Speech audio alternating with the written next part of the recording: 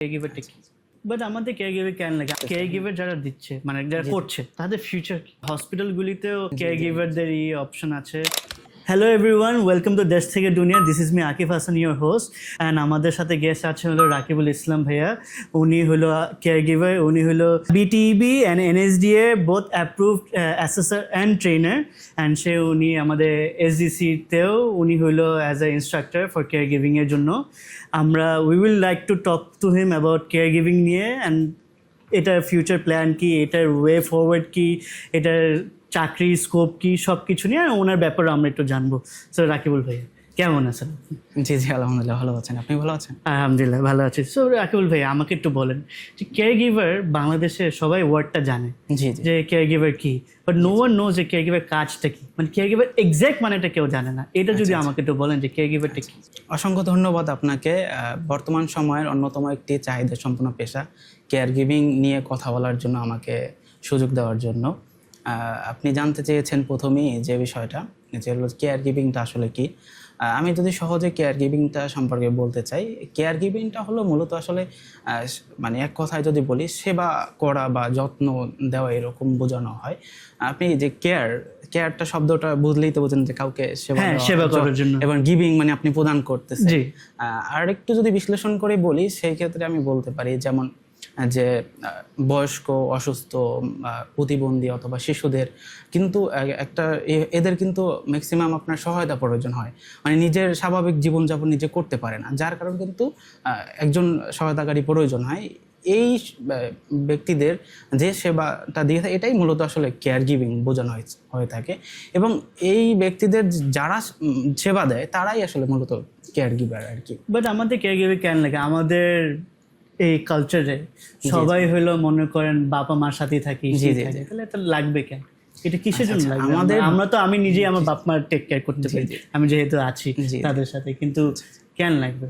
আচ্ছা, আমাদের দেশের যদি চিন্তা, আমার দেশ ভিত্তিকভাবে যদি আপনি বলতে বলেন তাহলে বলবো, দেখেন বর্তমান কিন্তু আমরা যত দিন যাচ্ছে দেশ তত এগিয়ে যাচ্ছে এবং আমরা মানে দেশ তত উন্নত হচ্ছে, এবং আপনি দেখবেন ছেলে মেয়ে সবাই কিন্তু কর্মব্যস্ত হচ্ছে, সবাই কাজে মানে যে যার মতো ব্যস্ত থাকে। এখন দেখেন বয়স তো আর থেমে থাকবে না, বা অসুস্থ তো তার মানে আটকে থাকবে না, এই জন্য যে আপনি ব্যস্ত আছেন, আপনার বাবা মা মানে অসুস্থ হবে না বা তারা বৃদ্ধ হবে না, এই জিনিসটা কিন্তু আটকে থাকবে না। এখন দেখেন আপনি ধরেন চাকরি করেন অথবা আপনার ওয়াইফও চাকরি করেন, বাসায় আপনার বাবা মা আছে, তাদের দেখবে কে এবং তাদের আসলে টেক কেয়ার করার জন্য কে থাকবে না? আপনি চিন্তা করলেন এই মুহূর্তে যে আপনি বাবা মাকে দেখাশোনার জন্য তো বাসায় কেউ ওরকম নাই, সেই মুহূর্তে আপনি চিন্তা করলেন তাকে কোনো বৃদ্ধাশ্রমে দিয়ে আসি বা কোনো এই যে পরিবার নিবাসে দিয়ে আসি। দেখেন আপনি যদি এই চিন্তাটা করেন যে তাদের যদি একটা মানে অনেক ভালো উন্নত জায়গাও দিয়ে আসেন, মানে সে মনে করতেছে আপনি তাকে বাসা থেকে বের করে দিচ্ছেন। এটা আমাদের কালচার, আমাদের বাপ মা তার বাচ্চাদের থেকে দূরে থাকতে জানে, এটা কষ্ট পায়। চিন্তা করতেছেন না বাসায় আমি টেক কেয়ার করতে পারতেছি না, বা আমার ওয়াইফ চাকরিতে ব্যস্ত অথবা এরকম কেউ নাই যে টেক কেয়ার করবে, তা ওই জায়গা থেকে আপনি কিন্তু ভালোবাসার জায়গা থেকে চিন্তা করে তাকে মানে এই যে পরিবার নিবাস অথবা বৃদ্ধাশ্রমে পাঠাচ্ছেন, কিন্তু তার ভিতরে একটা কষ্ট বা এই হবে যে সে মনে করবে যে আমাকে আমার ছেলে অথবা মেয়ে আমাকে বাসা থেকে বের করে দিচ্ছে।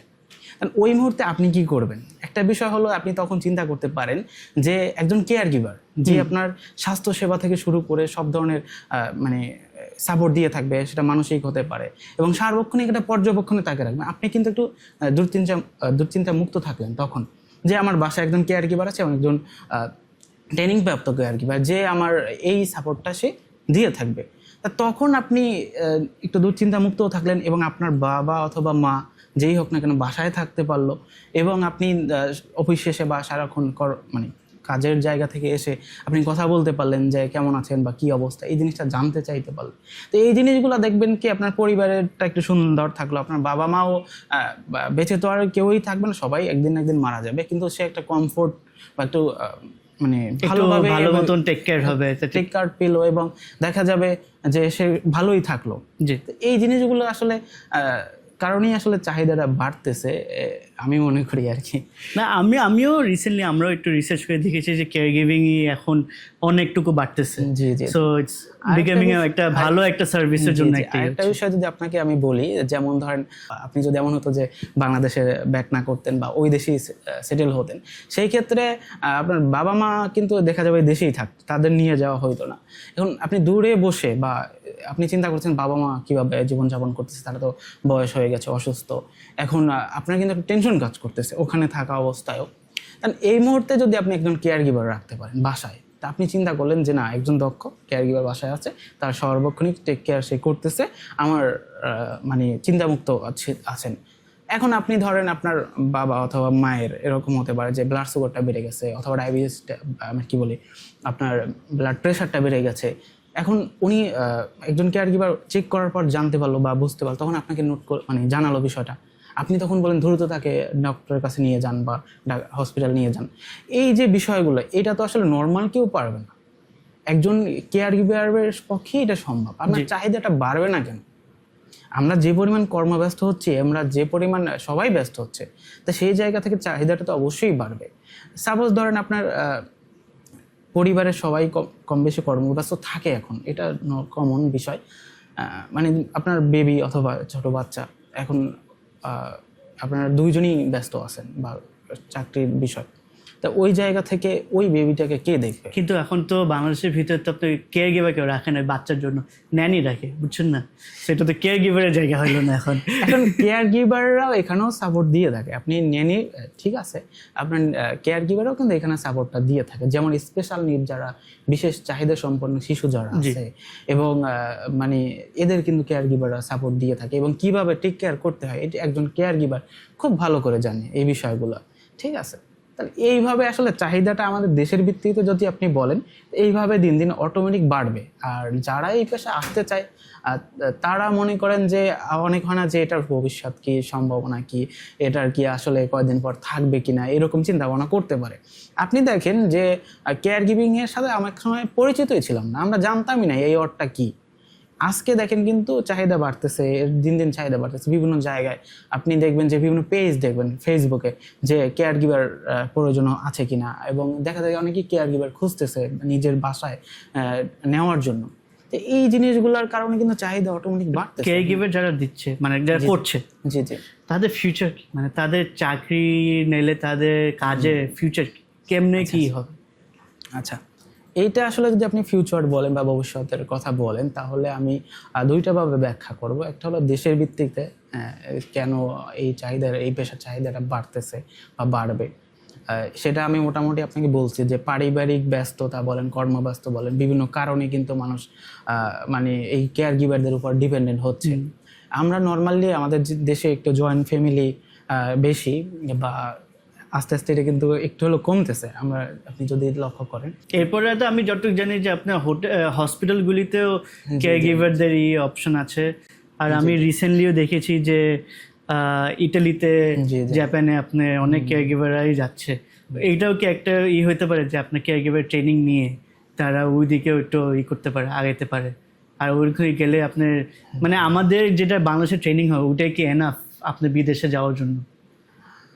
বাংলাদেশের ট্রেনিংটা এনাফ বলতে আপনি যদি বলি, দেখেন আমাদের এনএসডি এর অধীনে যে ট্রেনিংটা নেওয়া হচ্ছে 6 মাসের মতো, এবং আমাদের লেভেল 2 আছে এবং 3-তে 4টা পার্ট আছে।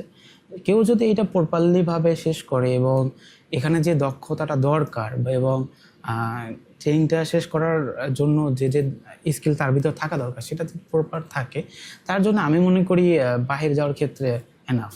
এখন আপনি যদি শুধু সার্টিফিকেটের জন্য চিন্তা করেন যে আমার সার্টিফিকেট আছে, সেই ক্ষেত্রে এটা এনাফ হবে না, কারণ আপনি বাইরে যাবেন, আপনাকে তো অবশ্যই যাচাই বাছাই করে নেবে, এবং তাদের সার্টিফিকেট তো প্রথমে আপনি ভ্যালু দিবে, তারপর আপনার কাজের দক্ষতা আছে কিনা এই বিষয়টা কিন্তু তারা অবশ্যই। এই দক্ষতা কেমনে দেখাবে? দেখেন আমি যদি আজকে শুরু করলাম কেয়ার গিভিং এর ট্রেনিং, আমি তো জীবনে করি না, আমার কোনো এক্সপিরিয়েন্সই নেই, কিন্তু আমি যেতেই চাই বাইরে, এইটা দক্ষতা কোনখান থেকে আমি দেখাবো? আমার তো এক্সপিরিয়েন্স নেই, আমার না পাস কোনো কিছু আছে যে আমি এটা শো করতে পারবো?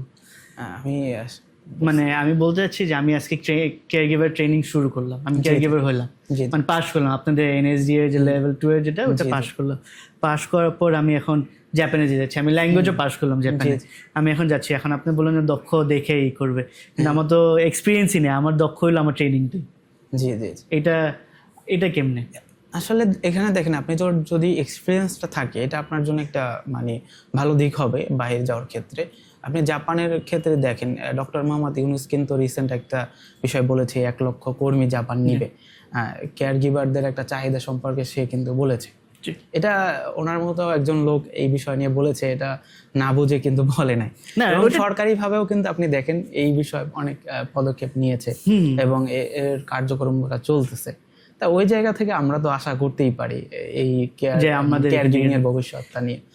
এই মাঝখানে আপনি যেটা বললেন দেশের ক্ষেত্রে কি ধরনের চাহিদা, আপনি দেখেন যে আমাদের দেশে হসপিটালের কথা যদি আপনি চিন্তা করেন, এখানে ডাক্তার আছে, নার্স আছে, এবং দেখা যায় যে একজন রোগ যদি মানে একজন ব্যক্তি অসুস্থ হয়ে যদি হসপিটালে যায়, তখন কিন্তু তাকে ওইখানে ডক্টর নার্সের পরে একজন মানে সার্বক্ষণিক যে সেবা, দেখা যায় আমাদের পারিবারিক সদস্যরা থাকে, এরকম হয় না? আপনি পরিবারের কোনো সদস্য থাকতে হচ্ছে বা এরকম কিছু। এখন এখানে দেখেন পরিবারের সদস্যরাও কিন্তু বিভিন্নভাবে ব্যস্ত থাকতে পারে। কারণ এখানে কিন্তু একটা বিশাল একটা সমস্যার সৃষ্টি হচ্ছে, কারণ তাকে কে দেখবে বা তার পাশে কে থাকবে, এই বিষয়টা নিয়ে তখন কিন্তু এখানে একজন কেয়ার গিভার চাহিদা অবশ্যই আপনার বেড়ে যাচ্ছে।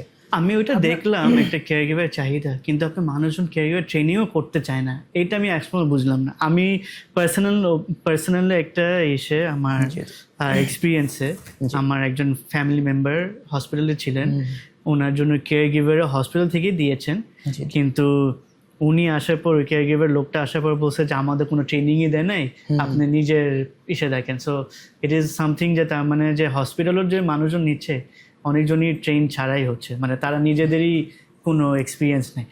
বাট এটা কিন্তু একটা জিনিস যে মানুষজন ট্রেনিং করলে সে একটা ভালো একটা স্যালারি পাবে। হসপিটালে তো আপনি কম স্যালারি না, আই এম শিওর যে আপনার ভালোই স্যালারি থাকবে হসপিটালে এসে, কিন্তু তারা ট্রেনিং না করে ওইটা নিচ্ছে। এটা একটা হওয়া উচিত যে অ্যাটলিস্ট হসপিটালে এরা যদি আপনি অ্যাটলিস্ট ট্রেন্ড হয়ে যদি ঢুকে, মানে এরকম একটা ইনস্টিটিউট দরকার। SGC এরকম একটা ইনস্টিটিউট আছে, আরও তো আছে আপনার ইনস্টিটিউটগুলি যারা আপনার ট্রেনিং দেয় কেয়ার গিভিং।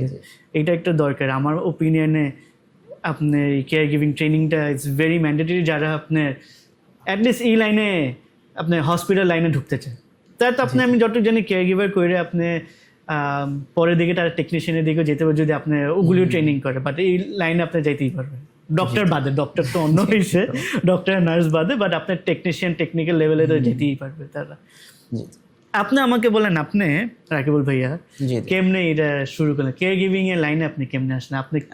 আপনি কি এটাকে মানে what made caregiving so মানে what do you say something that stood out to অন্য কিছুর চেয়ে যে আপনি কেয়ার গিভিং এর দিকেই গেলেন? আচ্ছা, না আমি মনে করি বাংলাদেশের প্রেক্ষাপটে আমি মূলত মাস্টার শেষ করেছি বাংলার উপরে, কিন্তু আমি কেয়ার গিভিং জগতে কেন, আমি যদি একটু মানে প্রিভিয়াস হিস্টোরি আপনাকে বলি, 2020 সালে তখন এই কেয়ার গিভিং সম্পর্কে আমার ধারণাও ছিল না, আমি এটা জানতাম না।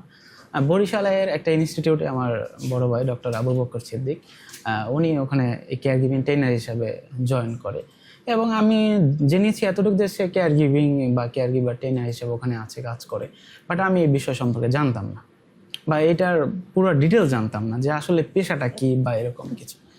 পরবর্তীতে যখন জানলাম এই বিষয়ে যে একটা মানব পেশা বা মানবিক জায়গা থেকে স্বাস্থ্যসেবার অন্যতম একটি গুরুত্বপূর্ণ পেশা, তো ওই জায়গা থেকে তখন আমার এই পেশার প্রতি একটু আগ্রহ সৃষ্টি হলো বা একটু ভালো লাগা শুরু করলো, এবং দেখেছি যে এই পেশায় মানে অপরচুনিটি আছে, ভালো সুযোগ সুবিধা আছে। তো ওই জায়গা থেকে আমি তখন 2023-এর দিকে আর কি, 22-এর শেষের দিকে সম্ভব আপনার কোর্স শুরু করি আর কি, কোর্স করা শুরু করি। এবং আপনার তখন বিটিভির অধীনে ছিল, এনএসডি তখন এনএসডি ছিল না, আপনার বিটিভি এই কার্যক্রমটা পরিচালনা করত। তখন বিটিভির অধীনে আমি প্রথমে লেভেল 2, 3 এবং 4 এবং আপনার সিবিটি লেভেল 4, যেটা হতে ট্রেনার অ্যাসেসর হতে যে লেভেলটা করার প্রয়োজন হয়, আমি ওইটার অধীনে করি। এরপর যখন আপনার এনএসডি এর পুরো কারিকুলামটা তারা পরিচালনা শুরু করে আরও স্মার্টলি ভাবে, আরও সুন্দরভাবে, গোছানোভাবে, তখন আমি আবার এনএসডি এর সবগুলো লেভেল, যেমন level general care giving level 2 করি, তারপর লেভেল 3 যেমন এল্ডারলি পারসন আছে, তারপর আমি ডিমেনশিয়া আপনার আছে।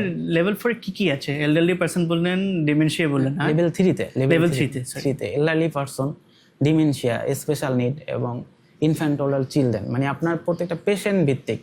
যে ডিমেনশিয়ার পেশেন্টদের ক্ষেত্রে আপনি কি মানে আপনি করবেন? এটা বলতে পারেন যে ডক্টরের মতন যে এমবিবিএস করে তারপরে একটু স্পেশালাইজেশন হয়, মানে আপনি কেয়ার গিভিং। এরকমই জেনারেল কেয়ার গিভিং আপনি মূল বেসিকটা শিখবেন, কেয়ার গিভিং এর মূল বিষয়টা আপনি জানতে পারবেন, এবং স্পেশালি যে কোন মানে পেশেন্টকে আপনি টেক করবেন এবং তাকে কিভাবে করবেন। যেমন আপনি ধরেন এল্ডারলি পারসন একটা লেভেল 3 আছে, এখানে আপনি এল্ডারলি পেশেন্টদেরকে কিভাবে টেক কেয়ার করবেন তাদের বিষয় নিয়ে এখানে একটা বিষয় নিয়ে এই বিশাল মানে কোর্সটা ওইভাবেই তৈরি করা হয়েছে। এরপর আপনি ধরেন স্পেশাল নিড, মানে বিশেষ চাহিদা সম্পন্ন যারা, সেটা শিশু হতে পারে বা বয়স্কদের ক্ষেত্রেও অনেক ধরনের সমস্যা হতে পারে, সেই ক্ষেত্রে আপনি কিভাবে তাদের মেনটেন করবেন। ধরেন একজন অন্ধ ব্যক্তি বা যে কি বলে শ্রবণ প্রতিবন্ধী, এখন এই ধরনের পেশেন্ট আপনার ক্ষেত্রে হতে পারে না, তাদের কিভাবে আপনি টেক কেয়ার করবেন, তাদের পুরা স্বাভাবিক মানে তারা তো স্বাভাবিক জীবনযাপনটা করতে পারতেছে না, তাদের হেল্পিং হ্যান্ড হিসেবে আপনি কিভাবে কাজ করবেন। এরপর আসেন যে ইনফ্যান্ট ওলার চিলড্রেন, মানে এই যে পার্টটা মানে শিশুদের ক্ষেত্রে বা এদের কিভাবে আপনি টেক কেয়ার করবেন। ঠিক আছে, এই যে বিষয়গুলো আসলে পার্ট বাই শেখানো হচ্ছে, আপনি কোন পেশেন্টদের ক্ষেত্রে কিভাবে টেক কেয়ার করবেন, এটাও আপনার মানে আলাদা আলাদা একটা কোর্স তৈরি করা হয়েছে, যাতে আপনি আরো ভালোভাবে শিখতে পারেন এবং পেশেন্ট নির্দিষ্ট অনুযায়ী আপনি ভালোভাবে টেক কেয়ার এগুলি করতে সব পারেন। করে কোর্স আপনি করেছেন, আপনার সব করে ট্রেনিং আপনি করা হয়েছে, করেছি। করে তারপরে আপনি এসএসআর এ ট্রেনার অ্যাসেসর তোমার এনএসডি এর অধীনে আপনার এই সে ব্যাকগ্রাউন্ডটা বলেন, আপনি কোনখান থেকে আপনি কোনখানে জন্ম করেছেন, কোনখানে হয়েছেন, এটা একটু বলেন। আচ্ছা, না আমি যদি আমার জন্মস্থান বলি, এটা হলো বরগুনা জেলা, আমতলী থানা, এটা আপনার বরিশাল বিভাগে। আর জন্মর আমি প্রাইমারি গ্রামেই শেষ করি, প্রাইমারি লেভেল পর্যন্ত আমি গ্রামেই ছিলাম। তারপরে বরগুনাতে এক জায়গায় হোস্টেলে থেকে আমি ওখান থেকে এসএসসি পাস করি। এসএসসির পরে আমি 2016 সালের পরে আর কি ঢাকায় চলে আসি, ঢাকায় এইচএসসি কমপ্লিট করি। এরপর অনার্স এবং মাস্টার্স ঢাকাতেই করে ফেলেছি। ভালোই। তো আপনি ওখানে যেখানে ছিলেন বরগুনাতে, ওখানে তো কেয়ার গিভিং কিছুই নাই, আপনি কি মনে করেন যে আস্তে আস্তে ওইদিকে আপনি যাবে? কারণ এখন কেয়ার গিভিং যেটা আপনার মেইন ঢাকা শহরের ভিতরেই, তাও কয়েকটা মানে স্পেসিফিক জায়গায়, বনানী বলেন, গুলশান বলেন, এইগুলি জায়গায়, আর চিটাগংয়ে যদি হয়ে থাকে, তো বাংলাদেশে এখন কিন্তু কেয়ার গিভিং তো ছড়াই না, তাই না? বাংলাদেশে আপনি যদি বলেন, বাংলাদেশের যে কেয়ার গিভিং ইনস্টিটিউট কিন্তু মানে এনএসডির অধীনে বর্তমানে কম না আর কি। আমি সংখ্যাটা ওইভাবে বলতে পারবো না। ঢাকা শহরেই আপনার 60 এর উপরে আর কি ইনস্টিটিউট আছে, এবং ঢাকার বাইরে আস্তে আস্তে ছড়াচ্ছে। মানে আপনি ধরেন একদিনে তো আর সম্ভব না, বা এক বছরে সম্ভব না এরকম। এক সময় কিন্তু কেয়ার গিভিং সম্পর্কে মানুষ জানতোই না এটা আসলে কি, এবং এই পেশাটার ধারণাই ছিল না কোনো। এখন কিন্তু আস্তে আস্তে এটার পরিধি বাড়তেছে, এবং এনএসডি যাচাই বাছাই করে বিভিন্ন জায়গায় আপনার ইনস্টিটিউটের অনুমোদন দিচ্ছে, এবং তারা পুরোপুরি পরিচালনা করতেছে, যার কারণে মানে আপনার আস্তে আস্তে এটার হচ্ছে, মানে প্রচারটা হচ্ছে এবং ছড়িয়ে পড়তেছে। বরিশালে মোটামুটি ইনস্টিটিউট আছে এবং পটুয়াখালীতেও আছে, আপনার বরগুনাতে আপনার ইনস্টিটিউট আছে, তবে ওইভাবে পপুলার না, জনপ্রিয় না আর কি। আমাদের আমতলীতে নাই। তবে যদি ভবিষ্যতের কোনো দিন সুযোগ হয় বা মানে এরকম কিছু, তাহলে চিন্তা করতে পারি আর কি। ইনশাআল্লাহ, এটা তো সবাই চায় একটা কিছুটা করতে নিজের দেশের জন্য, দেশের জন্য। তারপর ভাইয়া আমাকে আর বলেন যে একটা স্টিগমা আছে, মানে মানুষজন যারা আবার কেয়ার গিভিং করতেও চায় কিন্তু করেও না ঠিক করে, আপনার আইদার বলেন ফিজিক্যাল কাজের জন্য, নাহলে একটা মানুষের সেবার জন্য, নাহলে একটা স্টিগমা আছে যে মানে আপনি কিন্তু এরকম না যে কেয়ার গিভিং করলে আপনার ফিউচার ভালো না। আপনি কেয়ার গিভিং করে আপনি জাপানে গেলে, আমি যতটুকু জানি 2 থেকে 2.5 লাখ টাকার বেতন, ইটালিতে গেলে আপনার ভালো একটা বেতন আছে, সবই ভালো বেতন। দেশের ভিতরে আপনার হসপিটাল স্টার্টিং বেতনই আপনি মনে করেন 20 থেকে 25,000 হয়, কিন্তু তাও মানুষজন ঢুকতে চায় না কেন এটার ভিতরে, মানে প্রপারলি ঢুকতে চায়, মানে চায়ও কিন্তু আবার চায়ও না, এরকম অবস্থায় যায়। আচ্ছা, না আপনি যদি এটা বলেন, দেখেন আসলে যে কোনো জিনিসই নতুন যদি আসে, বা নতুন আপনার শুরু হয়েছে, আমি বিষয়টা সম্পর্কে সম্পূর্ণ জানি না, ওইভাবে প্রচার হয় নাই এবং এই পেশা সম্পর্কে মানুষের ধারণাটা ওইভাবে নাই, তখন দেখবেন আমাদের যত ক্যান্ডিডেট আসে মানে দেখা যায় ডিটেলস জানতে চায়, মানে সে শুনেই নাই এরকম একটা বিষয়। তা যখন আপনি একটা নতুন বিষয় কোনো জায়গায় নিয়ে আসবেন, তা শুরুতে তো আপনার এই ধরনের একটা পরিস্থিতি তৈরি হবে যে মানুষ নিতে চাবে না, এটা ভালোভাবে নিবে না। আমাদের দেশ হয় কি এটার সাথে পরিচিত ছিল না।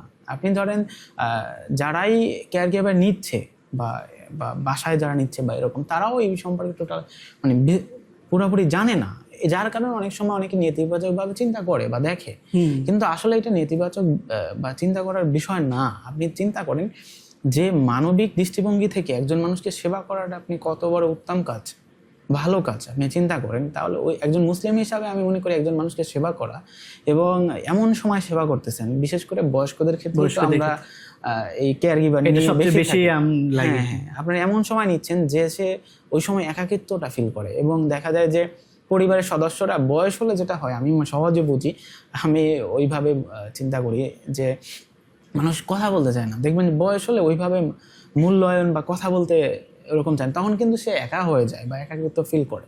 তো ওই সময় একজন কেয়ার গিভার তাকে যে সাপোর্টটা দিয়ে থাকে বা একজন সঙ্গীর মতো তার সার্বক্ষণিক পাশে থাকে, তার সাথে গল্প করা এবং তার সাথে বিভিন্ন বিষয় নিয়ে করা, বা এগুলি কি এই যে এইগুলি যে ইন্টারাকশন আপনার ক্লায়েন্ট মানে আপনার পেশেন্টের সাথে, মানে যেই হোক না কেন, এলডারলি হোক যেটা হোক, এইগুলি কিন্তু সব তো আপনার সিলেবাসে থাকে। কি কি শিখান এগুলি কেয়ার গিভিং এর ভিতরে? কি কি থাকে আমাদের, মানে কোর কি কি জিনিস শিখান এই কেয়ার গিভিং এর জন্য? দেখেন, কোর্সের বিষয় যদি আমাকে বলেন, আমি আপনাকে বলছি যে পার্ট বাই পার্ট যে আমাদের কোন পেশেন্টের ক্ষেত্রে কি ধরনের এই হবে, এটার কিন্তু আলাদা আলাদা কোর্স আছে। আমি যদি নর্মালি আপনাকে কাজগুলো বলি, যেমন শুরুতেই আমরা যে বিষয়গুলো শিখাই, যেটা একটা কর্মক্ষেত্রে একটা কাজের জায়গায় অকুপেশনাল সেফটি অ্যান্ড হেলথ, মানে কর্মক্ষেত্রে কাজের জায়গায় কীভাবে স্বাস্থ্য এবং মানে সেফটিটা নিশ্চিত করবে, এই ব্যাপারে একজন কেয়ার গিভারকে দক্ষ করা হয়। এবং ধরেন আপনার আইটির বিষয়, যেমন সাপোজ আইটিটা কেন আসলে এখানে, আমি সহজে আপনাকে যদি বলি যে ধরেন আপনি আপনার পেশেন্টকে, মানে একজন কেয়ার গিভার তার পেশেন্টকে ডক্টর দেখানো হয়েছে বা কোনো কারণে বাসায় নিয়ে গেছে, অথবা ধরেন এমন হতে হবে ওই ডাক্তার বিদেশ চলে গেছে বা সে একটা জায়গায় ডক্টর দেখেছে, ডক্টর অন্য কোথাও চলে গেছে, এখন তাকে একটা রিপোর্টটা পাঠাইতে হবে।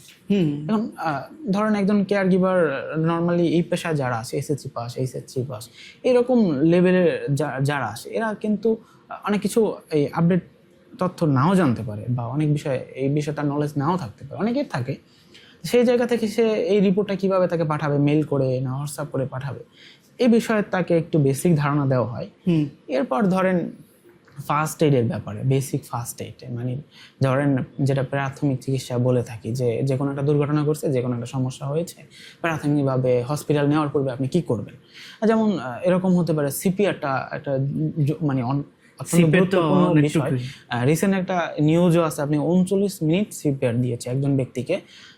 এরপর আপনি জনপ্রিয় ক্রিকেটারের কথা যদি বলেন, তাকেও কিন্তু 18 মিনিটের মতো সিপিআর দেওয়া হয়েছে। হ্যাঁ, সিপিআর দিতে। এটা কিন্তু ফার্স্ট এইড, গুরুত্বপূর্ণ একটা ফার্স্ট এইড। যেমন একজন মানুষ হঠাৎ করে অজ্ঞান হয়ে গেছে এবং তার শ্বাস প্রশ্বাস চলতেছে না, পালস বন্ধ হয়ে গেছে। এখন এই মুহূর্তে আপনার ডক্টর নাই, নার্স নাই, কোনো মেডিকেল এক্সপার্ট এখানে নাই। এখন এই মুহূর্তে আপনাকে ফার্স্ট এইড হিসাবে 5 মিনিটের ভিতরে সিপিআর দেওয়া অত্যন্ত জরুরি, এবং যদি দিতে পারেন সঠিক সময়ে এবং সঠিকভাবে, দেখবেন যে একজন মানুষকে আপনি মানে জীবন রক্ষা পেতে পারে। এই জিনিসটা কিন্তু আসলেই গুরুত্বপূর্ণ আমি মনে করি। এরকম আর ফার্স্ট এইড আছে ধরেন চকিং, যেটা শ্বাসনালীতে খাবার আটকে যাওয়া। এখন শ্বাসনালীতে যদি খাবার আটকে যায়, এর কারণে মানুষের মৃত্যু পর্যন্ত হতে পারে। কারণ সে যদি সঠিকভাবে শ্বাস না নিতে পারে এবং যদি না হয়, তখন এটা আমরা এই ফার্স্ট এইডটাও শিখাচ্ছি। ধরেন হঠাৎ করে কারো কোনো জায়গায় কেটে গেল, জরুরিভাবে সে কি করবে। তো এরকম মানে বিভিন্ন ধরনের ফার্স্ট এইড আমরা বেসিক লাইভ সাপোর্ট দেওয়ার জন্য স্কিল যেগুলো দরকার, এটা আমরা এই আপনার জেনারেলের ভিতরে সব শিখাচ্ছি, যাতে করে একজন পেশেন্টকে টেক কেয়ার করতে যে সে প্রাথমিকভাবে যে বিষয়গুলো করণীয় সে সেই সাপোর্টটা দিতে পারে, যাতে করে এই জায়গায় তার আসলে মানে মানে ভয় বা আতঙ্কিত না হয়ে যে কি করব বা এরকম একটা বিষয় আপনার জানা থাকে, তখন আপনি খুব সহজেই সেটা মেনটেন করতে পারবেন। আর কেয়ার গিভার আপনার মূলত ওইভাবেই তৈরি হয়, যে কোনো পরিস্থিতি সে মোকাবেলা যাতে করতে পারে, যে কোনো পরিস্থিতি, যে সাহসিকতার সাথে। আমি মনে করি যে মানে এই জিনিসটা এই কেয়ার গিভারদের একটা বৈশিষ্ট্যের ভিতরে পড়ে। এবং ধৈর্যটা তো অবশ্যই থাকতে হবে, ধৈর্য, সহানুভূতি, আপনার ভালোবাসা পেশেন্টের প্রতি। তা এই জিনিসগুলো মানবিক দৃষ্টিভঙ্গি যেগুলো বলি আমি, জি। এই বিষয়টা না থাকলে আপনি আসলে এই কাজের সাথে অ্যাডজাস্ট করতে পারবেন না, আপনার কাছে ভালো লাগবে না। তা আপনার ভিতর যদি এই বিষয়গুলো থাকে তখন দেখবেন যে আপনি মানে সহজেই নিতে পারতেছেন কাজগুলো। তাহলে আমাদের আপনি এটা বলতে পারেন যে আমাদের এইটা কি এটা স্প্রেড করার জন্য আমাদের কি করা উচিত, মানুষের কেয়ার গিভিং যে আরেকটু নর্মালি বলে নেই, যেটা হলো যে আমরা আরো কি কি শিখাচ্ছি, সেই ক্ষেত্রে ডিটেলসটা বলে বুঝতে পারবেন না। তো এরপর ধরেন আমরা এই যে ফার্স্ট এডের বিষয়টা গেল, এরপর প্রাথমিক বা ফার্ম হেলথ স্ক্রিনিং, যেটা এখানে আপনার একজন মানুষের ভাইরাল সাইন চেক করা, যেমন সেটা কি হতে পারে, প্রাথমিক যে সাধারণ পরীক্ষাগুলা, যেমন আপনার ব্লাড প্রেশারটা চেক করা, টেম্পারেচার, পালসটা ঠিক আছে কিনা, শ্বাস প্রশ্বাস ঠিক আছে কিনা, এরপর ব্লাড সুগারটা চেক করা, এবং যদি প্রয়োজন হয় ইনসুলিন দেওয়া। তো এই বিষয়গুলো কিন্তু আমাদের আসলে ইনসুলিন দেওয়া শেখান। জি জি, ইনসুলিনের ব্যাপারটাও আমরা এই করে থাকি। এরপর ধরেন BMI, যেটা বডি মাস ইন্ডেক্স, যে একজন মানুষের হাইট এবং ওয়েট অনুযায়ী তার ওয়েট ঠিক আছে কিনা। তো এই বিষয়গুলো আমরা ধরেন ফার্ম হেলথ স্ক্রিনিংয়ে শিখাই, এবং ইনটেক আউটপুট চার্ট মেনটেন কীভাবে সে করবে এই বিষয়টা তাকে নলেজ দেওয়া হয়। এরপর আসেন যে দৈনন্দিন জীবনের যে কার্যগুলি থাকে আমাদের, যে অ্যাক্টিভিটি ডেইলি লিভিং, এর ভিতরে যেমন একজন মানুষকে আপনার ওরাল হাইজিন করানো বা মুখের যত্ন নেওয়ার ক্ষেত্রে হতে পারে, গোসল করানোর ক্ষেত্রে হতে পারে, টয়লেটে নিয়ে যাওয়া, বা এই বিষয় সব বিষয়গুলো কিন্তু আপনার সহায়তা হিসাবে কাজ করতেছেন, একজন সাহায্যকারী হিসাবে কাজ করতেছেন। এরপর আপনার ড্রেস বা কখন কি পড়বেন এই বিষয়ে সাজসজ্জার ব্যাপারও আমরা এখানে করে থাকি। এরপর তাকে খাওয়ানো, যে তার তো একটা রুটিন থাকবে, ডায়েট চার্ট থাকবে, সেই অনুযায়ী কিভাবে খাওয়াবে তাকে। এরপর ধরেন যদি এমন হয় যে একজন মানুষের যেটা NG টিউবের মাধ্যমে নাকে নল পরানো থাকে, এরকম খুবই অসুস্থ ব্যক্তি, সেই ক্ষেত্রে তাদের NG টিউবের মাধ্যমে কিভাবে খাওয়াবে। এবং সব কাজের ক্ষেত্রে আপনি দেখবেন যে আমরা হাইজিন মেনটেনের ক্ষেত্রে পরিষ্কার এটা খুবই গুরুত্ব সহকারে দেখে থাকি, এবং এটা আমরা ওইভাবে ট্রেনিং করাই থাকি যে কিভাবে একজন ক্লায়েন্টের যে কোনো একটা সেবা আপনি দিবেন সেটা কিভাবে ধাপে ধাপে মেনটেন করবেন। তো এরপর আসেন আপনার ক্লিন, আপনার যেমন সাধারণ ক্ষত ড্রেসিং, একজন মানুষের দীর্ঘদিন বেড শুয়ে থাকার বেড শুর হওয়ার সম্ভাবনা থাকতে পারে, সেই ক্ষেত্রে নর্মাল ড্রেসিংটা কিভাবে করবে, প্রেসক্রিপশন অনুযায়ী সে ওইটা সম্পূর্ণ বুঝে, এটা কিন্তু খুবই একটা গুরুত্বপূর্ণ বিষয়। আপনি দেখেন যদি প্রেসক্রিপশন অনুযায়ী আপনি সঠিকভাবে ঔষধ টাইম এবং ডোজ বা এই বিষয়গুলো ঠিক না রাখেন, আপনি কিন্তু দেখা যাবে যে বড় কোনো বিপদও হতে পারে, কারণ ঔষধের আপনি ভুল ডোজের কারণে অনেক ক্ষতি হয়ে যেতে পারে। তো এই জিনিসগুলো সে প্রপারভাবে মেনটেন করতে পারে বা সুন্দরভাবে সে মনিটরিং করতে পারে। এরপর আসেন যে তার নিউট্রিশনের ব্যাপারে বা একটা ধারণা দেওয়া হয়, যেমন কোন খাবারে কী ধরনের ভিটামিন আছে বা পুষ্টি আছে। এরপর আপনার ক্যালোরির হিসাবটা, আমি নর্মালি বলি ক্যালোরির হিসাবটা, যেমন একজন মানুষের দৈনিক কতটুকু ক্যালোরি প্রয়োজন হয়, কত লাগে আপনার 2000 না? হ্যাঁ, ধরেন এরকমই কিছু। এবং এই ক্ষেত্রে ডক্টর অথবা নিউট্রিশনবিদ একটা বলে দিল যে আপনার দৈনিক এত ক্যালোরি লাগবে, ঠিক আছে। এখন এটা মেনটেন করবে সাধারণ কোনো মানুষ যে জানে না, সে মেনটেন করতে পারবে? দেখা যাবে বাসার কেউ মেনটেন করতেছে, তার 2000 লাগতেছে, 500 বা 1000 ক্যালোরি খাওয়াচ্ছে, বিশাল একটা গ্যাপ হয়ে যাচ্ছে, এবং এটা তার স্বাস্থ্যের জন্য কিন্তু অনেক বড় একটা রিস্কের ব্যাপার। এখন দেখেন ওই জায়গায় কেয়ার গিভার জানে যে কোন খাবারে, যেমন 100 গ্রাম মাংসে কতটুকু ক্যালোরি আছে, 100 গ্রাম ভাতে কতটুকু ক্যালোরি আছে, একটা কলাতে কতটুকু ক্যালোরি আছে, একটা ডিমে কতটুকু ক্যালোরি আছে, বা একটা পাউরুটিতে কতটুকু ক্যালোরি আছে। তো এইরকম বিষয় সম্পর্কে একজন কেয়ার গিভার খুব ভালো করে জানতে, যার কারণে সে ক্যালোরির হিসাবটা খুব ভালোভাবে মেনটেন করতে পারে, এবং দেখা যায় যে পেশেন্টের শরীর স্বাস্থ্য ভালো থাকে। কারণ আপনি ক্যালোরিটা যদি আপনি সঠিকভাবে গ্রহণ না করেন, আপনি তো শরীরের ঘাটতি থেকে যাবে। আর এইটা একজন কেয়ার গিভার খুব ভালো করে পারে। এগুলি সব শিখান আপনার রেগুলার হিসেবে? এরপর ধরেন হাউসকিপিং এর পার্টটাও আমরা ঠিক আছে, হাউসকিপিং পার্টটা জি জি জি। ওভারঅল আপনি যদি বলেন একজন কেয়ার গিভার আসলে দক্ষ না কোথায় আর কি, তাকে কোন বিষয় শেখানো হচ্ছে, সবকিছুই জানে এই বিষয় আর কি।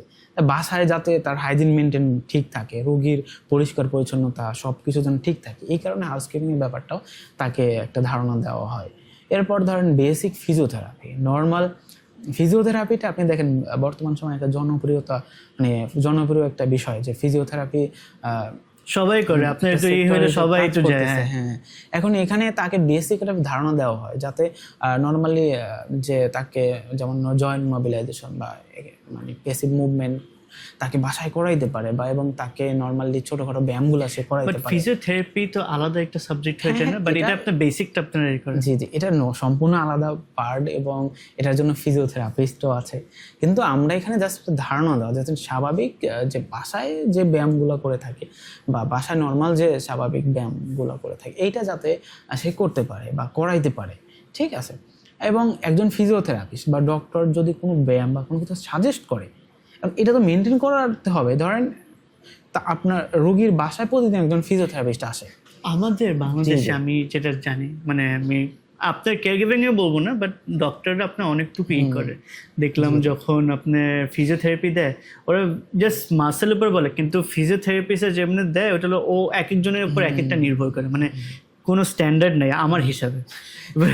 এটা আমার কাছে মনে হয় এক একজন এক এক টাইপের দেয়, তাই না? আপনি তো মনে করেন না, যদি আপনার এখানে এসে জয়েন্টে পেইন হয়, আপনি এসেই ধরলেন স্পাইনেরই পেইন হইলো, আপনি তো মানে 4-5 রকম এক্সারসাইজ আছে এটার জন্য, মানে ফিজিওথেরাপি আছে, রাইট? যেটা কিন্তু মানে এক একজন এক এক ভাবে দেয়। এখন এখানে দেখেন, এখানে এই কাজটা কিন্তু ফিজিওথেরাপিস্টের বা তারা ডক্টরদের কাজ বা এই বিষয়ে ডক্টররা ভালো। না, আপনি যখন বলেন যে আপনি এরা বেসিকটা, এখন বেসিকটা কিভাবে কাজে লাগে, এটারও কি অনেক টাইপের আছে না? এটা পুরো সবারটাই, মানে সবাই একই জিনিসই জানে, মানে একই ভাবেই করে, এটাই আমি জানতে চাচ্ছি যে সিমিলার নাকি।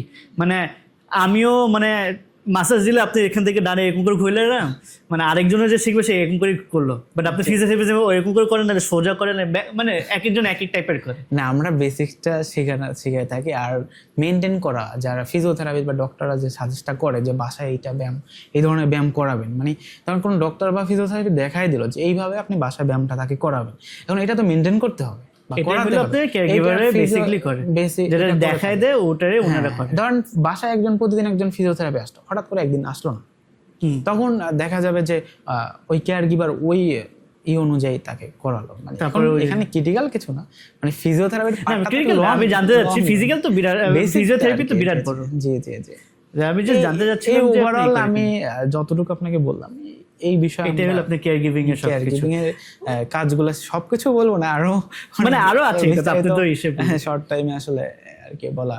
আবার ওটাই আগে যেটা প্রশ্ন করেছিল ওইটাই যে মানুষের কাছে কেমনে পৌঁছানো যায়, যে ইট ইজ সামথিং, কাজে আপনি তো এনএসসি এটাতে ঢুকতে পারবেন এইচএসসি পাস করার পরেই ঢুকতে পারবেন। এইচএসসি আপনার শিক্ষকতার যোগ্যতার এখানে প্রয়োজন নাই এবং বয়সের বাধাটাও ওইভাবে নাই, কারণ একজন 60 বছর বা 70 বছরের কেউ আসবে না। আপনি নর্মালি মানে এখানে বয়সের ওরকম বাধা নাই যে আপনি এই বয়সে করতে পারবেন না। এখন অনেকে চিন্তা করতে পারে এমন যে নিজের পরিবারের মানে ব্যক্তিদের বা অসুস্থ যারা আছে তাদের নিজের পরিবারের সদস্যদের নিজেই সেবা করো, সেই ক্ষেত্রেও একজন কেয়ার গিভিং এর কোর্সটা সে করতে পারে। এটার ক্ষেত্রে কিন্তু কোনো বাধা নাই যে অমুক এই প্রফেশন থেকে আসতে হবে, শিক্ষাগত যোগ্যতা সায়েন্স থাকতে হবে, ব্যাকগ্রাউন্ড এটা থাকতে হবে, এরকম কোনো নাই। আপনি এসএসসি পাস হলে এখন যে কোনো বয়সে মানুষ এই কোর্সটা করার সুযোগ আছে। মনে হয় বাধাটা হলো চাকরির সময় গেলে, নিজের জন্য জানতে চাইলে তো কোনো কিছুরই বাধা নেই, আপনি যখন চান তখন শিখলেন। আমার মনে হয় চাকরির জন্য মনে হয় একটা বাধা আছে, রাইট? আপনার 18 থেকে 35 পর্যন্ত মনে হয়, আই থিঙ্ক। হ্যাঁ, এইভাবেই আপনি বাইরে যাওয়ার ক্ষেত্রে যদি চিন্তা করেন তাহলে আপনাকে এই বয়সের ভিতরেই চিন্তা করতে হবে, এর বাইরে আপনি চিন্তা করলে হয়তো সুযোগ থাকবে না। আই থিঙ্ক 35 এর নিচে মনে হয় আপনি গেলে, এর বাইরে ট্রাই করা উচিত না। ট্রাই করলে আর অন্য কিছু ট্রাই করলে নিজের জন্য ঠিক আছে। হ্যাঁ, ঠিক আছে। না, আমি ওটাই সে যেটা হলো আমরা কেমনি এটা স্প্রেড করতে পারি যে মানুষজন যে না আমি মানে অনেকজন থাকে যে ইউনিভার্সিটি এফোর্ড করতে পারে না, নিলে কষ্ট হয়, একটু কষ্টে ফাইন্যান্সিয়ালি একটু কষ্টে থাকে, তো এই তাদেরকে দেখানো যে কেয়ার গিভিং এর দিকে যদি আসে তাহলে সে মানে এইচএসসি শেষ করেই সে মানে ট্রেনিং নিয়ে আপনার 6 মাস বলেন, নাহলে 1.5 মাস বলেন, যেটাই আপনাদের এক এক সময় এক একটা মডেল আছে, ওটা করে সে যে চাকরিতে ঢুকে যেত সে যে আর্নিং করতে পারবে, এটাই মানে এটা কেমনে আরো করা যায়, মানুষকে একটু কেমনে অ্যাট্রাক্ট করা যায়। আচ্ছা আচ্ছা, আপনি দেখেন একটা নতুন পেশা, এটা হলো প্রথম সমস্যা। এবং মানুষ এই সম্পর্কে খুব কমই জানে এবং আস্তে আস্তে এটার মানে পরিচিতিটা বাড়তেছে। এটা আসলে আপনি এমন সময় হবে যে কেয়ার গিভার ডিপেন্ডেন্ট এমন হয়ে যাবেন যে কেয়ার গিভার ছাড়া আপনি চলতে পারবেন না। আপনি কোথায় কেয়ার গিভার লাগবে না এরকম জায়গা মানে সব জায়গায় দেখবেন কেয়ার গিভারের প্রয়োজন হচ্ছে। কারণ ওই জায়গা থেকে এই চাহিদাটা তো অটোমেটিক বাড়বে। আমি দেশের কথা আপনাকে প্রথমেই বলছি যে আমাদের দেশের যে কিভাবে চক্র আকারে চাহিদাটা বাড়বে। এখন আপনি যদি বহির্বিশ্বে চিন্তা করেন, যেমন ব্রিটেন বলেন, আপনার আমেরিকা বলেন, অস্ট্রেলিয়া বলেন, কানাডা বলেন, জাপান বলেন বা ইউরোপের দেশ সময়ের ক্ষেত্রে বলেন, আপনি এই সব জায়গায় কিন্তু 2 লাখ 3 লাখ বা 4 লাখ টাকা পর্যন্ত আপনার স্যালারির সুযোগ আছে। অ্যান্ড ওদের দেশের মানুষ কিন্তু আপনি ডক্টর হওয়ার মানে ওরা ডক্টর হয় বা নার্স হয়, কিন্তু কেয়ার গিভিং পেশায় ওরা মানে আসতে কম আসে আর কি, যার কারণে ওদের দেশে কিন্তু চাহিদাটা আকাশচুম্বী। আপনি যদি মানে জাপানের দেখেন, জাপানে কিন্তু বয়স্কদের সংখ্যা বেশি, উল্টা পিরামিড, মানে ওদের ঠিক আছে এই সংখ্যা উল্টা পিরামিড। ওদের কিন্তু টাকা পয়সার অভাব নাই এবং প্রযুক্তির দিক থেকে বলেন সব দিক থেকে ওরা আধুনিকের জায়গা থেকে অনেক উপরে, অনেক আসে, কিন্তু ওদের এই জনবলের অভাব আছে বা এই জায়গাটা ওরা আসলে পূরণ করতে পারতেছে না। মানে ওদের তো সবকিছু থাকা সত্ত্বেও এই জায়গাটা পূরণ করতে পারতেছে না। তাই ওই জায়গাটা ওরা কোথা থেকে লোক নিচ্ছে? ফিলিপাইন, ভারত থেকে, যারা কিন্তু দক্ষ হয়ে এবং আপনার একেবারে একজন মানে দক্ষ কেয়ার গিভার হয়ে ওই দেশে যাচ্ছে এবং তারা ভালো ইনকাম করতেছে এবং 3-4 লাখ টাকা পর্যন্ত সে ইনকাম করতেছে, যেটা আমার দেশের চিন্তা যদি আপনি করেন বাংলাদেশের প্রেক্ষাপটে অনেক বড় চাকরি করেও সেটা সম্ভব না।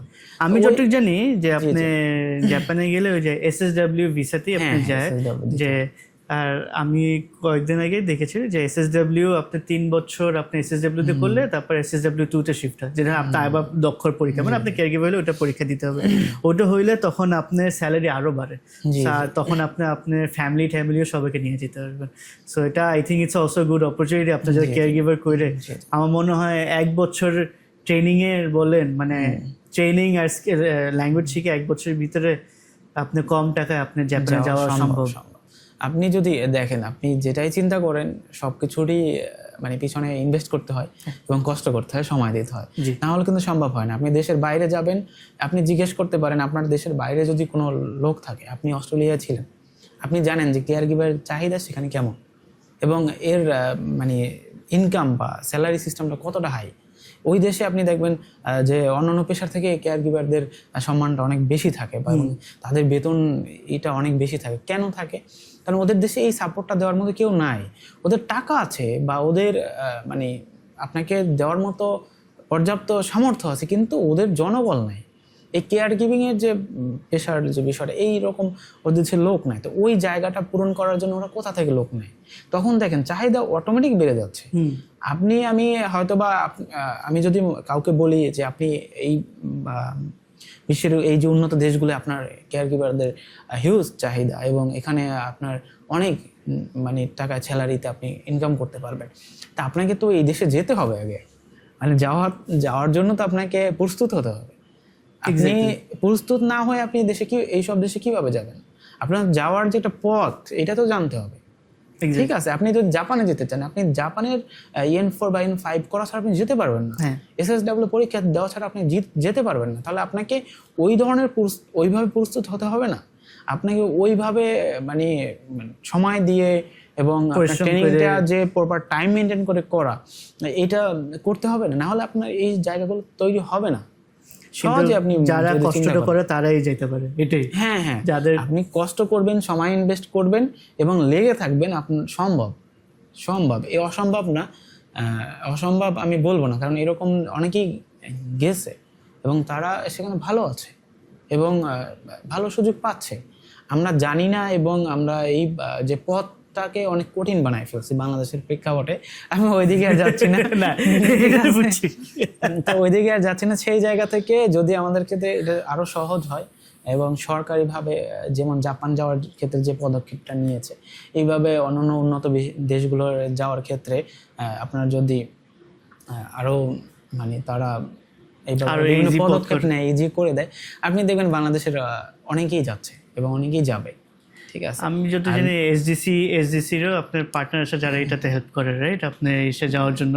জি জি জি। আপনি এসডিসি তে আমাদের যে পার্টনার আছে আপনার জাপানে যাওয়ার, আমরা নর্মালি জাপানে যাওয়ার ক্ষেত্রে এখন বর্তমানে হেল্প করি, তবে ভবিষ্যতে আমরা আরো চমক নিয়ে আসার চেষ্টা করব যেটা হলো যে যাতে করে ব্যতিক্রম কিছু এবং মানুষ যাতে ট্রাস্ট করে আমাদের মাধ্যমেই মানে উন্নত বিশ্বে, যেমন কানাডা বলেন, অস্ট্রেলিয়া বলেন, আমেরিকা বলেন বা এইসব দেশে যেতে পারে এবং তাদের একটা ব্রাইট ফিউচার সেখানে তৈরি হয়।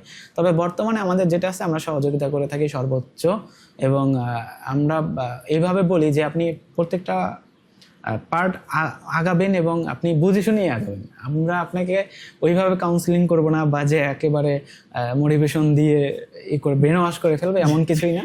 আপনি প্রত্যেকটা পথ আগাবেন, আপনি বুঝে আগাবেন এবং আপনি সেটা ক্লিয়ার সবকিছু করতে পারবেন। তো এই সুযোগটা অনেকেই চাইলে নিতে পারে বা এটা নিয়ে হতে পারে জাপান যাওয়ার ক্ষেত্রে। আর আপনি ধরেন যে আমরা যদি 2025 থেকে থাকে, জাপান 50-এ আছে প্রযুক্তির দিক থেকে। এটা তো আমরা সবাই জানি জাপান যে কত দূরে এগিয়ে আছে প্রযুক্তির দিক থেকে। আপনি ওই জায়গায় যে পরিবেশ পাবেন এবং যে ধরনের প্লেসমেন্ট পাবেন, এটা তো আপনার কল্পনার বাইরে হয়ে যাবে যদি আপনি যেতে পারেন আর কি। হ্যাঁ, ওইটাই, কষ্টটা করলে সবাই যেতে পারবে। জি জি জি। কষ্ট টাইম দিলে সবাই যেতে পারবে। আপনি এখন এসডিসিতে মানে কি ট্রেনিং চলছেন আর কি কি করাচ্ছেন, এটা একটু বলেন। আচ্ছা, এসডিসিতে আমরা মূলত দেখেন কেয়ার গিভিংটা একটু ফোকাস দিচ্ছি এবং আমরা কিন্তু স্কলারশিপেও কেয়ার গিভিং কোর্স করানোর চেষ্টা করতেছি যাতে মানুষ শিখুক এবং নিজেকে দক্ষ করে তৈরি করুক এবং তার দক্ষতাকে কাজে লাগিয়ে সে একটা কর্মসংস্থান যাতে কাজের জায়গা তৈরি হয় এবং বেকারত্বটা এর মাধ্যমে দূর হয়। তো এরপর কেয়ার গিভিংয়ের ক্ষেত্রে আমরা কি কি রেখেছি, ধরেন জাপানে যাওয়ার ক্ষেত্রে আপনি ল্যাঙ্গুয়েজ শেখার সুযোগ আছে এবং যদি আপনি অন্য মানে ইউরোপ দেশসমূহে বা এইসব দেশে যেতে চান, সেই ক্ষেত্রে আমরা সরাসরি এখন পর্যন্ত সহযোগিতা করি না, তবে আমরা গাইডলাইন দিতে পারি, সহযোগিতা করি না। তবে ভবিষ্যতে আমরা এমন কিছু করব আশা রাখতে পারি। এবং আমাদের এখানে আপনি যে বাইরে যাওয়ার জন্য যেটা আপনার ম্যান্ডেটরি আর কি বলা যায়, যেমন আইএলটিএস করা না থাকলে আপনি যাওয়ার সুযোগ থাকে না। তো এখানে আমরা বেসিক স্পোকিং এবং আইএলটিএস এই কেয়ার গিভিং কোর্সের পাশাপাশি করাচ্ছি এবং আপনার জাপানিজ ল্যাঙ্গুয়েজ করার সুযোগ আছে। এছাড়াও ধরেন আপনার বর্তমান যুগের অন্যতম একটা পেশা বলেন যেটা হলো যে ডিজিটাল মার্কেটিং বা যারা ইনকাম করে, আমি এই ব্যাপারে ডিপলি জানি না, তবে এখানে এই সুযোগটাও আছে। স্কিল জিনিসটা হলো দেখেন আপনি উন্নত বিশ্বগুলো এগিয়ে গেছে কেন, তারা দেখবেন প্রত্যেকেই দক্ষ এবং তাদের জায়গা থেকে দেখবেন যে কারিগরি বা এই দক্ষতার উপরে অনেক গুরুত্ব দেয়। আমাদের দেশে আসলে আমরা এটাকে একটু অন্যভাবে চিন্তা করি যে কেউ যদি কারিগরি কোনো বিষয়ে প্রশিক্ষণ নেয়, আমরা মনে করি যে সে ভালো করতে পারে নাই, পড়াশোনা ভালো করে নাই, যার কারণে ওর দ্বারা কিছু হবে না, তখন ওই সুযোগটা নিচ্ছে বা ওই জায়গায় যাচ্ছে। আপনি দেখেন যদি কেউ কারিগরি প্রশিক্ষণে বা কোনো স্কিলে দক্ষ হয় বা কোনো, দেখবেন সে বসে নাই, বসে নাই, কিন্তু দেখবেন আপনি অনার্স মাস্টার্স করে তারপর অনেকেই বেকার আছে। বেকারত্বটা দেখবেন যে পার্সেন্টেজ খুঁজলে দেখবেন যে সবই অনার্স মাস্টার্স এই রিলেটেড। আমি এটা দেখছি যে স্কিল মানে আপনার শিক্ষা ছাড়া আপনার যে স্কিল থাকে তাহলে আপনি অনেক জায়গায় আপনি অনেক চাকরি করতে পারেন। আপনি আমেরিকায় নিলে ওয়েস্টার্ন ওয়ার্ল্ডে যদি দেখেন, আপনি অনেকজন আমেরিকান দেখবেন যে কেউ ইউনিভার্সিটি করে না, কিন্তু তারা একটা ট্রেনিং থাকে না, একটা স্কিল করে, তারা যে দক্ষতা পায় এটা হলো মানে আমরা কেউ এটা করতে ধীরে যেতে পারি না, মানে ওই যে লাইনে যায় ওটাতে সে বেস্ট হয় এই অবস্থায়। ও এরকম না যে ইউনিভার্সিটি শেষ করতে, মাস্টার্স করতে, না আন্ডারগ্রেড করতে, পিএইচডি করতে, ও যেটাতে করে ওটাতেই সে এক নম্বর। আমি যদি আপনাকে বলি, দেখেন আপনি অনার্স মাস্টার্স করেন বা আপনি জেনারেল শিক্ষিত বা যে আপনার স্বপ্ন অনেক বিশাল থাকতে পারে, বিশেষ করে হওয়ার স্বপ্ন থাকতে পারে, বড় কোনো চাকরির মানে ইচ্ছা থাকতে পারে, সেই ক্ষেত্রে আমি মনে করি আপনি ওই ট্র্যাকেই থাকেন। তবে আপনার যদি নর্মালি পড়াশোনা করেন, সেই ক্ষেত্রে যদি আপনি পাশাপাশি কোনো একটা স্কিল ডেভেলপ করেন, এখানে কিন্তু হিউজ যে একটা আপনার টাইম দিতে হবে এবং অনেক পরিশ্রম করতে হবে ব্যাপারটা এমন না। এই যে ধরেন আমাদের কেয়ার গিভিং কোর্সটাই বলেন, আমি কিন্তু পড়াশোনার পাশাপাশি এটা শেষ করেছি। আমি যখন অনার্স থার্ড ইয়ারে পড়ি, থার্ড ইয়ার পরীক্ষার পরে আমি ধরেন এটার পাশাপাশি শেষ করছি। এর ভিতরে আমি মাস্টার্সও শেষ করেছি, অনার্সও শেষ, মানে ফোর্থ ইয়ারের পরীক্ষাও গেছে, মাস্টার্সের পরীক্ষাও দিয়েছি। এবং এই কোর্সগুলোও কিন্তু শেষ করেছি। এবং আমি কিন্তু এখন মানে কয়েকটা প্রতিষ্ঠানে আমি ট্রেনার এবং ট্রেনার হিসাবে কাজ করেছি। ঠিক আছে, তো এই জিনিসগুলো দেখেন যে কোনো চিন্তা করতে পারেন, আপনি অনার্স করেন, মাস্টার্স করেন, আপনি পাশাপাশি যে কোনো একটা স্কিল আপনি ডেভেলপ করেন, সেটা যেটাই হোক, কেয়ার গিভিং হতে পারে, ডিজিটাল মার্কেটিং হতে পারে, অন্যান্য এনএসডির অধীনে প্রায় 300-র উপরে আপনার স্কিল মানে অকুপেশন আছে, যেগুলো আপনি ডেভেলপ করতে পারেন। এবং ধরেন আপনি যেটা করবেন যে বাইরে যাওয়ার ক্ষেত্রে যদি চিন্তা করেন, আমি যদি বাইরে একটু না বললেই নয় আর কি, সময় দেবেন অবশ্যই। আপনার আমাদের দেশ থেকে যারা বাইরে যাচ্ছে, দেশের বাইরে যাচ্ছে, প্রতিদিন অনেকেই যাচ্ছে, এই ক্ষেত্রে আপনি দেখেন এরা কি আসলে স্কিল ওয়ার্কার হিসেবে যাচ্ছে? না, নির্দিষ্ট কোনো স্কিলের উপর দক্ষতা নিয়ে যাচ্ছে না। তাই সে ওখানে যে কি কাজ করতেছে, যে কনস্ট্রাকশনে নিলে আপনি ধরেন হয় ক্লিনার, না হলে মানে যেগুলো আর কি সর্বনিম্ন কাজ। কিন্তু আপনি যদি নির্দিষ্ট কোনো পেশার মানে অকুপেশনের উপর স্কিল হয়ে যান, সেই ক্ষেত্রে আপনার ডিমান্ডটা কীরকম থাকবেন? এই জায়গাটা কারা এটা মানে এটা ধরে রাখে কারা জানেন? এটা জায়গাটা মানে ওই দেশে করে কারা? এটা ফিলিপাইন আছে, ভারত আছে, এরা কিন্তু ওই জায়গায় এরকম স্কিল ওয়ার্কার পাঠায় এবং নির্দিষ্ট কোনো স্কিলের উপর দক্ষ হয়ে তারপর বাইরে যায়। আপনি আমাদের দেশ থেকে নর্মালি চলে যাচ্ছেন নন স্কিল ওয়ার্কার হিসাবে। আমি মনে করি আপনি বাইরে যান বা আপনি দেশেই যান না কেন, আপনি নির্দিষ্ট কোনো একটা অকুপেশনের উপরে স্কিল হয়ে যান এবং আপনি পুরোপুরি দক্ষতা অর্জন করে যান, আপনার সুযোগ থাকবে ওই দেশে। এবং আপনি আমি ফিলিপাইনের কথা বললাম, ওরা যেভাবে ভালো একটা স্যালারি পাচ্ছে, আপনি নর্মাল নন স্কিল ওয়ার্কার হিসেবে গেলে আপনি যে স্যালারিটা পাচ্ছেন, আপনাকে দেখা যায় ডাবলের বেশি পাচ্ছে ও, তাহলে আপনি কেন পিছিয়ে থাকবেন? আপনার সুযোগ আছে। এনএসডির যে কথাটা না বললেই নাই, কারণ তারা এই বিষয় নিয়ে কাজ করতেছে এবং আপনার যে বললাম 300-র উপরে অকুপেশন তাদের আছে। ঠিক আছে, আপনি এই এনএসডির নিবন্ধিত প্রতিষ্ঠান থেকে যে বাংলাদেশে আমার মনে হয় যে 1200 না 1300-র উপরে এনএসডির নিবন্ধিত প্রতিষ্ঠান আছে। তাই সেই জায়গা থেকে আপনি যে কোনো প্রতিষ্ঠান থেকে যে কোনো একটা স্কিল করে যেতে পারেন। আমি আজকে ধরেন আপনি আমাকে কেয়ার গিভিং নিয়ে আলোচনায় বসাইছেন বা বলছেন, আমি আসলে কেয়ার গিভিংটা তো আপনি করার সুযোগ আছেই, তবে আপনার বাইরে যাওয়ার ক্ষেত্রে আপনি অন্য কিছুও ভাবতে পারেন। আমি জাস্ট কেয়ার গিভিং কথাই বলবো না, কারণ আপনি বাইরে যান, আপনি নির্দিষ্ট কোনো একটা পেশায় অকুপেশনে স্কিল হয়ে যান, তাহলে আপনার চাহিদা, ওই দেশের ডিমান্ডটা, আপনি স্যালারি স্ট্যান্ডার্ডটা অনেক হাই থাকবে। এটা আসলে সবার জন্য মানে চিন্তা করা উচিত আমি মনে করি। কারণ আমার এই দেশে আমার মতামত প্রকাশ করা, আমি কাউকে আসলে পরামর্শ বা করতেছি না, ওই জায়গা থেকে জাস্ট আমার মতামত প্রকাশ করা যে এরকম কিছু করলে হয়তো না, আপনি যেটা চিন্তা করছেন ঠিকই আছে। মানুষের স্কিল হওয়া দরকার, স্কিল থাকা দরকার। অ্যাটলিস্ট শিক্ষা না হলে স্কিল থাকলে সে লাইফে আগায় যেতে পারবে। যেটাই হোক না কেন, স্কিলই এখন আমাদের দেশেই চিন্তা করেন, যদি কেউ মোবাইল সার্ভিসিং এর কাজ জানে অথবা নির্দিষ্ট কোনো একটা স্কিলে তার দক্ষতা আছে, সে বসে নাই। আপনি দেখবেন সে বসে নাই, আপনি বসে আছে কে, বেকার আছে কে, ওই অনার্স মাস্টার্স পড়া যারা ধরেন ভালো কোনো চাকরি পায় নাই বা সরকারি চাকরির ক্ষেত্রেও এগিয়ে যেতে পারে নাই, তারা দেখবেন বেকার আছে। কিন্তু নিজে কোনো স্কিলে দক্ষ আছে, সে বসে নেই, সে কোনো না কোনো জায়গায় কাজ করতেছে। আপনি কেয়ার গিভিং এ অকুপেশনের কথাই আমি যদি বলি, আপনি বলেন যে এদেশে যে একটা স্টিগমা বা নেতিবাচকভাবে একটা চিন্তা করে, দেখেন নেতিবাচকভাবে চিন্তা করার ভিতরে আপনার দেশের মানে অসংখ্য ইনস্টিটিউট তৈরি হয়েছে এবং আপনি দেখেন এরা চালাচ্ছে এবং বিভিন্ন ফ্রি কোর্সও চলতেছে কেয়ার গিভিং এর, এবং এই যে জব প্লেসমেন্ট হচ্ছে। আপনি ধরেন একজন গ্রামে একটা ছেলে বেকার, যে এসএসসি পাস করেছে বা এসএসসি পাস করছে, এরপর পড়াশোনার সুযোগ হয় নাই বা করতে পারে নাই, ফ্যামিলিগতভাবে অনেক স্ট্রাগল করতেছে, অনেক কষ্টে আছে। তার ক্ষেত্রে যদি আপনি 20, 25 বা 30 হাজার টাকার একটা চাকরি দিতে পারেন, সে কতটা স্যাটিসফাই হবে এবং খুশি হবে। আপনার জায়গাগুলো যত বলতে হবে, এখন নির্দিষ্ট কোনো নেগেটিভ বা পজিটিভ দুইটাই থাকবে, সবই থাকে। আমরা পজিটিভের দিকটা ধরে এগিয়ে যাই এবং এই যে নেতিবাচক চিন্তাটা এক সময় থাকবে না। আপনি দেখবেন যে এটার মানে চাহিদাটা বাড়বে এবং মানুষ এটার মূল্যায়নটা বুঝবে এবং করবে। সময়ে প্রেক্ষিতে এটা এগিয়ে যাবে এবং এটা হবে, আমার বিশ্বাস আর কি। মানুষের ভিতর যে নেতিবাচক চিন্তা ভাবনা আছে, এটা থাকবে না এক সময়, কারণ মানুষ এই পেশা সম্পর্কে জানে না এবং এই পেশা সম্পর্কে সম্পূর্ণ ধারণা না থাকার কারণে এটা হচ্ছে। এবং দেখেন আমাদের বেকারত্বটা কিভাবে এই স্কিল, ছোট্ট একটা স্কিলের কারণে কিভাবে দূর হয়েছে। এত ইনস্টিটিউট, এত পরিচালনা হচ্ছে এবং এখানে কি ট্রেনারদের প্রয়োজন হচ্ছে না? অবশ্যই এখানে আরো মানে ট্রেনার শুধু ট্রেনার কি কাজ করতেছে, অনেক আরো এমপ্লয়ি লাগতেছে বা প্রয়োজন হচ্ছে। এর কারণে কি বেকারত্ব দূর হচ্ছে না? এবং এই যে যারা ট্রেনিং করতেছে, এই যে বিভিন্ন জায়গায় তারা কাজের পাচ্ছে, হসপিটাল হতে পারে, ডায়াগনোস সেন্টার হতে পারে, অথবা ওই যে হোম কেয়ারে, মানে বেশিরভাগই হোম কেয়ারে বেশি কাজটা বেশি পাচ্ছে। তো এই যে বেকারত্ব দূর হচ্ছে, আপনার বা যাদের এই নেগেটিভ চিন্তা করে তার প্রয়োজন না হতে পারে, অনেকের কাছে এটা অনেক মানে গুরুত্বপূর্ণ এবং তার কাছে একটা বিশাল ব্যাপার। কারণ সে যে জায়গা থেকে অনেক কষ্টে ছিল, বা পারিবারিক যে দারিদ্রতা, বা এই জায়গা থেকে দেখা যায় যে ভালো একটা জায়গায় সে আসতে পেরেছে, এটা তার জন্য ভালো একটা সুযোগ না? আমরা আসলে কোনো পেশাকেই আমি মনে করি ছোট করে দেখা উচিত না।